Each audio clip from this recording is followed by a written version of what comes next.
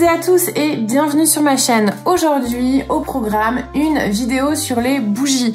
On va voir ensemble comment décorer nos bougies avec des végétaux. Mais avant toute chose, avant de commencer, bienvenue à toutes les nouvelles personnes qui arrivent par ici. Je me présente assez rapidement. Moi c'est Alice, je suis cirière, donc je fabrique des bougies artisanales. C'est mon métier. Et avant ça, j'étais graphiste et illustratrice et je reste toujours passionnée de dessin, d'illustration, etc. Donc sur cette chaîne, La Bougie qui dessine, vous trouverez un petit peu de tout ce qui construit mon univers et mon quotidien. Et donc, sans plus tarder, le programme du jour, c'est réaliser... Alors, j'ai déjà coulé la bougie. Moi, je travaille en cire végétale. Donc ça, c'est une bougie qui a été coulée en cire d'olive dans un joli contenant vintage, puisque c'est comme ça que je propose ma ligne de bougies vintage que vous pourrez bien sûr retrouver sur la boutique en ligne. Et du coup, le premier produit que j'ai sorti, mon produit phare, c'était effectivement ces bougies dans les contenants recyclés avec des petites fleurs séchées. Donc, je vous fais un petit aperçu du matériel qu'il vous faudra pour cette vidéo. Et après, je vous montrerai, on verra ensemble comment on fait. Donc déjà, il vous faut une bougie. Voilà. Donc, petit aparté, c'est normal, les petits trous sur la bougie, je vous en parlerai certainement plus en détail dans une autre vidéo, mais ces petits trous servent en fait à éviter les appels d'air, les petites bulles d'air qui pourraient se former dans la bougie au moment du coulage, et ça permet du coup d'éviter les poches d'air et que votre bougie brûle mieux. Mais je vous montrerai, on va recouvrir tout ça, bien sûr, on va pas la laisser comme ceci.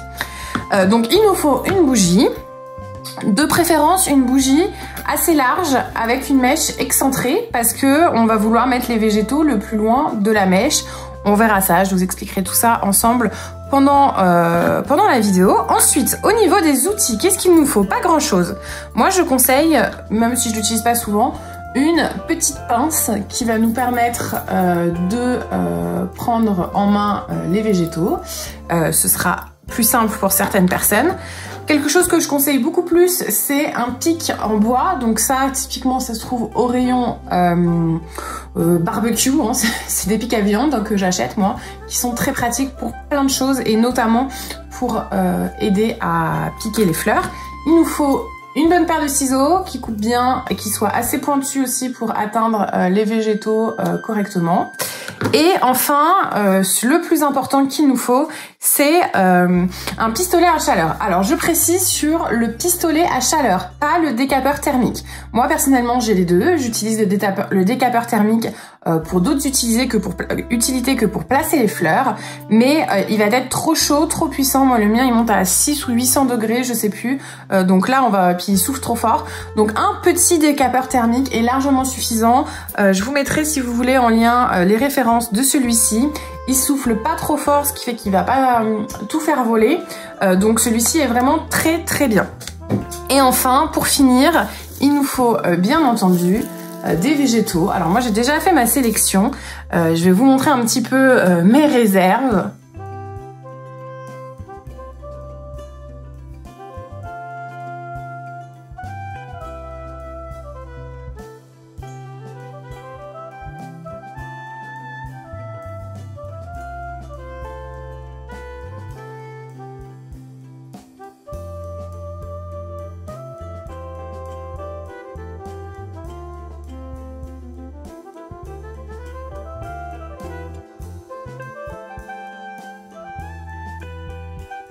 Voilà, donc comme vous avez pu le voir, j'en ai un peu partout.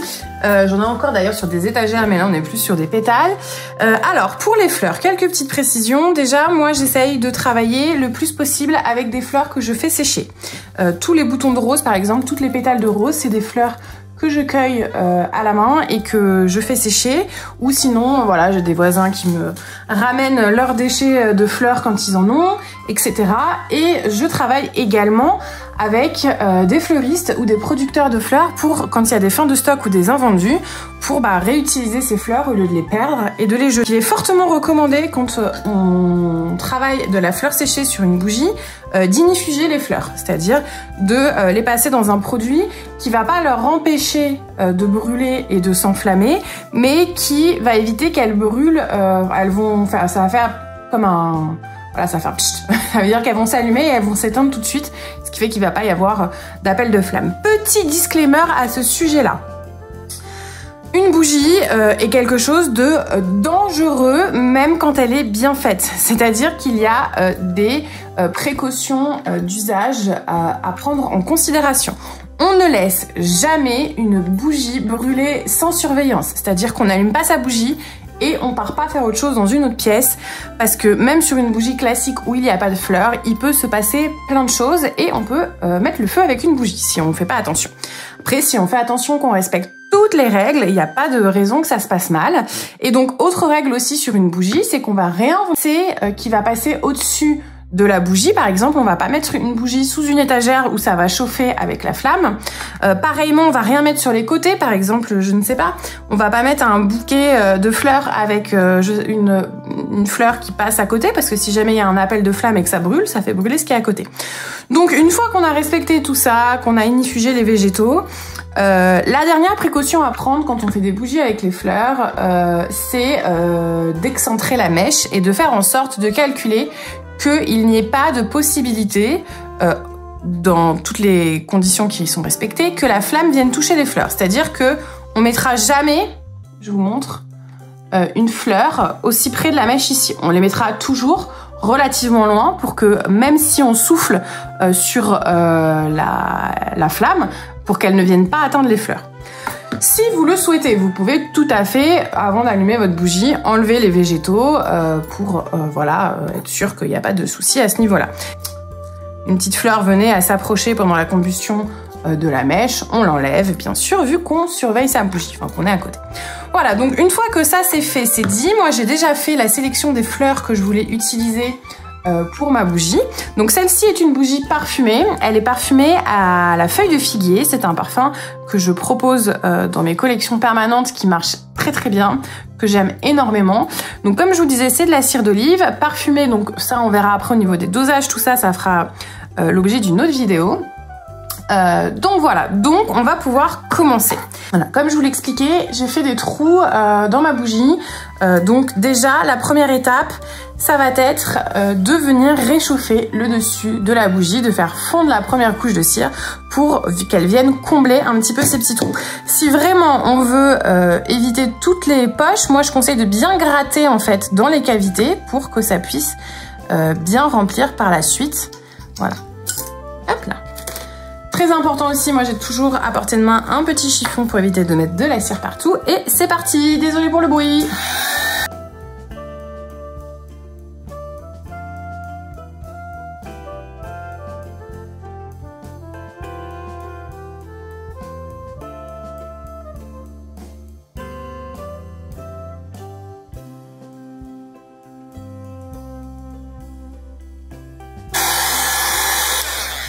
Voilà, normalement on est bon, j'ai fait partir toutes mes petites bulles d'air et on va pouvoir commencer à placer les végétaux.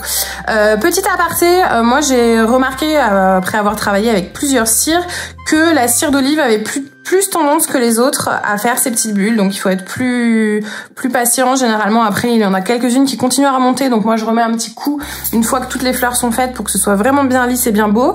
Mais voilà, c'est quelque chose qu'on a moins, qu'on a bien sûr sur les autres cires, mais moins sur la cire de soja ou même sur la cire de colza. Je trouve que c'est plus présent sur la cire d'olive. Voilà, donc en plus c'est une cire qui refroidit assez vite, donc il faut être assez rapide pour la travailler. Donc là par exemple on voit que sur la partie la plus large, bah du coup il va falloir que je refonde parce que ça a déjà solidifié. Donc voilà, on va y aller toujours avec notre pistolet à chaleur. Pour la composition des fleurs, alors bien sûr hein, vous êtes libre de faire comme vous le souhaitez. Moi j'ai déjà l'idée de la composition que je souhaite. Donc ça va être tout à fait facile pour moi de sélectionner les végétaux, mais sinon des fois c'est un petit peu, j'ai des végétaux devant moi et j'y vais un petit peu au feeling. Donc du coup ce qu'on va faire c'est que on va commencer par les, moi je commence toujours par le centre et je vais vers l'extérieur.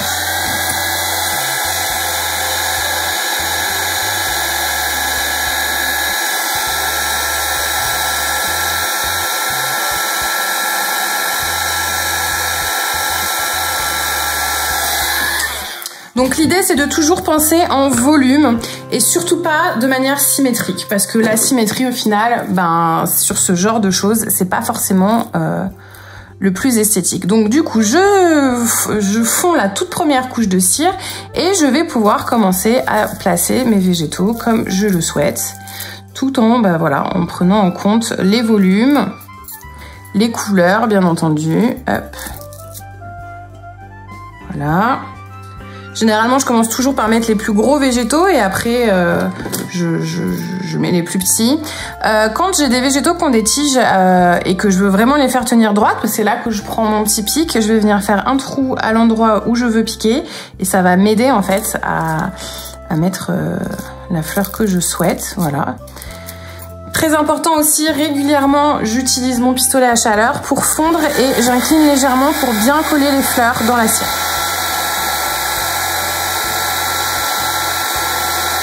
Voilà, je fais tomber de la cire sur les fleurs pour bien les coller. Hop. Alors là, typiquement pour ce genre de petites choses, vous pouvez utiliser une pince, c'est comme vous le souhaitez. Moi, j'ai l'impression d'être plus maladroite qu'autre chose avec ma pince, donc j'aime pas trop ça. Tac. Alors j'aime bien les froisser quand c'est possible, alors elle est un peu rigide. Hop. Et il fait pas chaud dans l'atelier, donc ma cire refroidit très vite. Ça, c'est un peu pénible.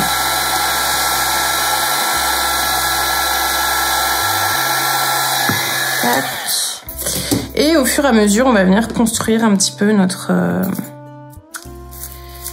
composition, parce qu'au final, c'est jamais rien de plus qu'une composition florale. Donc, on va venir poser nos éléments.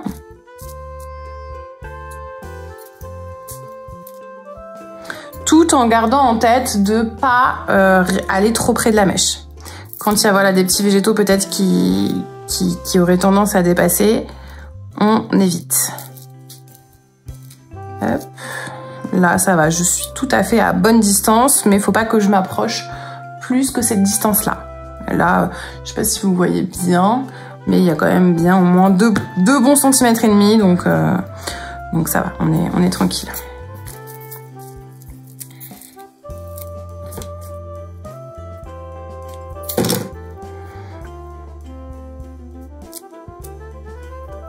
Après, vous formalisez pas, hein. Vous allez avoir quelque chose de pas du tout lisse au début, et c'est pas grave en fait, on va construire ça au fur et à mesure.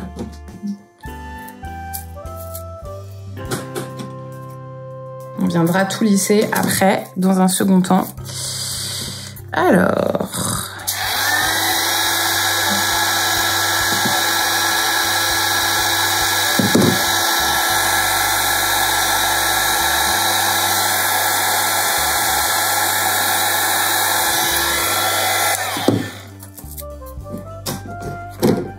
Typiquement, les statis, c'est un peu compliqué à piquer, donc j'aime bien aussi leur faire un pré-trou. Comme ça, ça les aide. Hop, on va mettre encore un. Oula, je crois qu'on a coupé trop près là.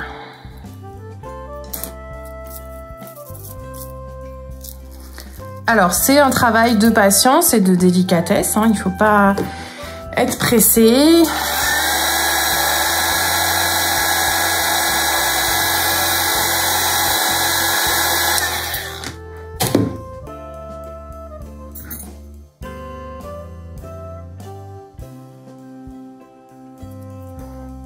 Tac.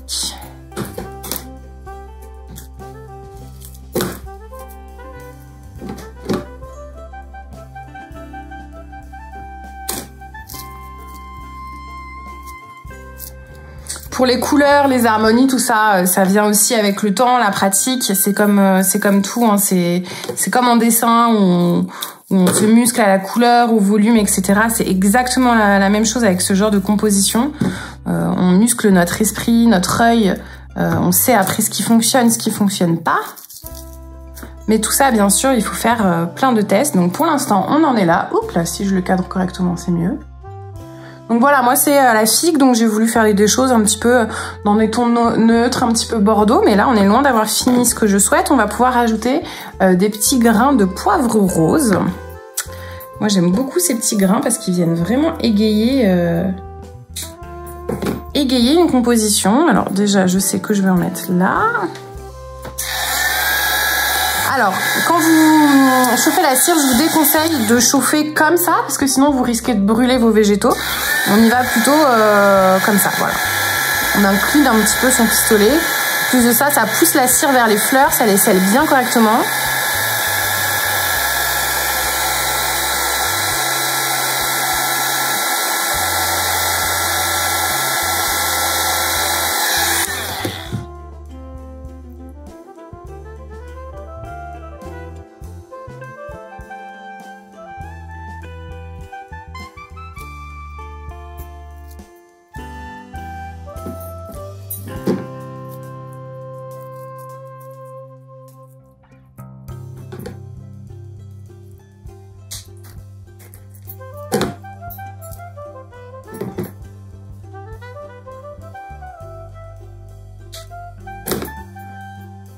Ensuite, alors vous pouvez, hein, moi je regarde toujours généralement un petit peu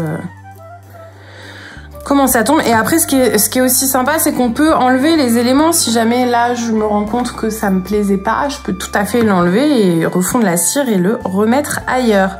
Là, typiquement, il y a un petit trou, ça manque de volume. On va y mettre quelque chose derrière. Tac, un petit pic à brochette. Hop.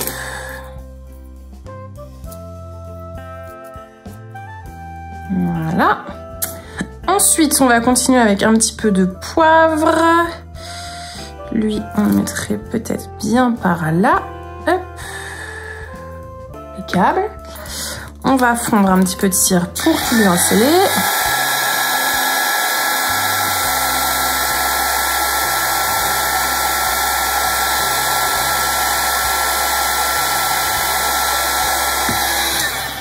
Et je rajouterai peut-être... Qu'est-ce que je peux rajouter? Petite statisse par là ou...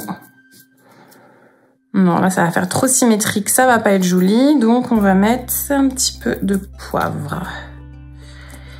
Ici. Hop. Après aussi, moi j'invente souvent des outils avec les outils.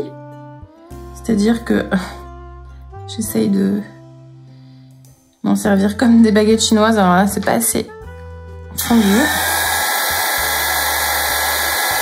Voilà.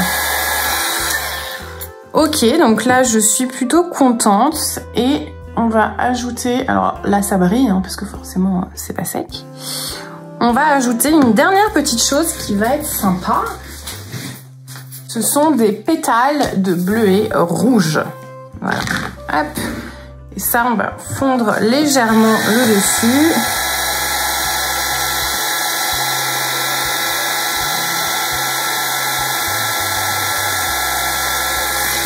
Et on va venir en parsemer un petit peu. Pas trop, hein, toujours. Voilà. Et alors là... Ça va être un petit peu délicat. On va donc appuyer légèrement avec la pointe pour les sceller une première fois parce qu'il va falloir bien les sceller avec le pistolet à chaleur. Mais même s'il est assez faible niveau intensité, ça va quand même faire un petit peu voler. Donc on va aller très très vite pour les sceller dans la cire, mais pas trop les déplacer, comme celle-là par exemple. Tac.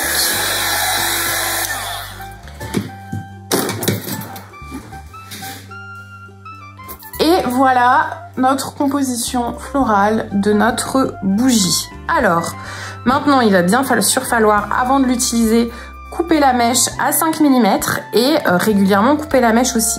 Moi, ce que je conseille sur ces bougies-là, c'est de faire brûler jusqu'à ce que ça atteigne le bord des fleurs. Comme ça, on conserve la composition. Et comme ça, après, la bougie creuse sur une piscine qui est plus ou moins excentrée. C'est pour ça qu'on a excentré la mèche. Donc là, on va attendre que ça sèche correctement. Puis après, la bougie sera prête. Voilà, j'espère que ce genre de vidéo vous aura plu. Dites-moi en commentaire si c'est quelque chose qui vous plaît. Et je vous dis à très vite pour d'autres conseils pour vos bougies.